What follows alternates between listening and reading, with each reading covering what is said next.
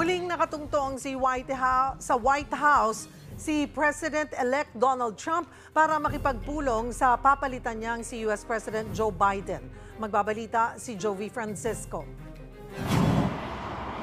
Balik Washington, D.C. si US President-elect Donald Trump. Ito rin ang unang pagkakataon na siya ay tumapak sa loob ng White House matapos matalo noong 2020 elections. 2 oras nagpulong sina Trump at incumbent US President Joe Biden.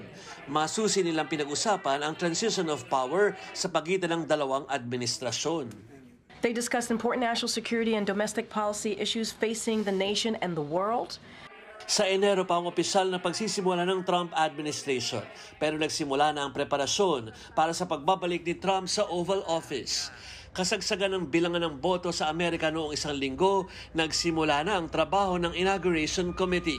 Isinara na ang paligid ng White House dahil ginagawa na ang traditional parade grounds na dadaanan ng uupong Pangulo.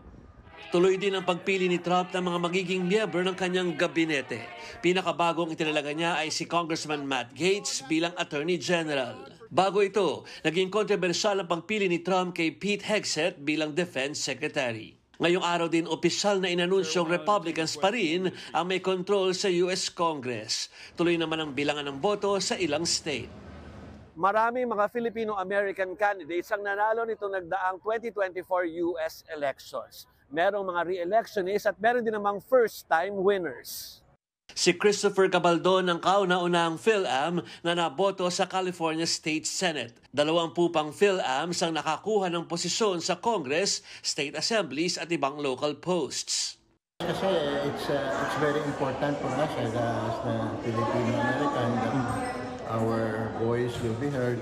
Ayon sa datos, 2.14 milyon o higit sa kalahati ng populasyon ng PhilAms dito ang bumoto noong nagdaang linggo. Nag-uulat mula sa New York City, Jovi Francisco para sa 1PH.